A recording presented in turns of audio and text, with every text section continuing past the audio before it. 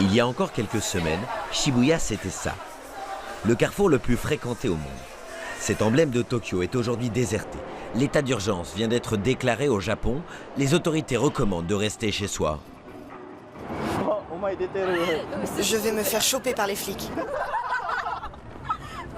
Je suis sans abri et la situation m'inquiète, car il y a de moins en moins de monde dans les rues. Ça va être de plus en plus dur pour moi de survivre, c'est flippant. Symbole de l'insouciance, ces dernières semaines, on s'amusait à Shibuya comme si de rien n'était. Aujourd'hui, seuls quelques irréductibles défient les autorités, surtout des jeunes.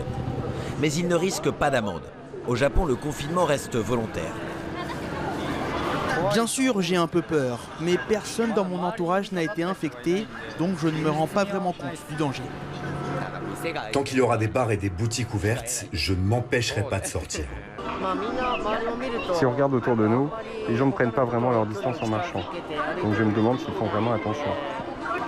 Dans la célèbre rue de la Soif, normalement bondée, l'heure n'est plus à la fête. Ici, le gel hydroalcoolique est devenu plus populaire que le whisky. La plupart de mes clients se rendent de bar en bar. Ils commencent la soirée ici et continuent à boire ailleurs. Dans mon bar, ce sont plutôt des jeunes qui viennent. Il y a le risque qu'ils transmettent le virus aux clients âgés d'autres bars. C'est ça qui me fait le plus peur. À partir de ce soir, je ferme mon commerce. C'est une situation que je n'aurais jamais imaginée. C'est du jamais vu. En 50 ans de carrière, c'est vraiment la première fois que je vois ça. Longtemps épargnée, la plus grande métropole du monde fait face à une explosion des infections.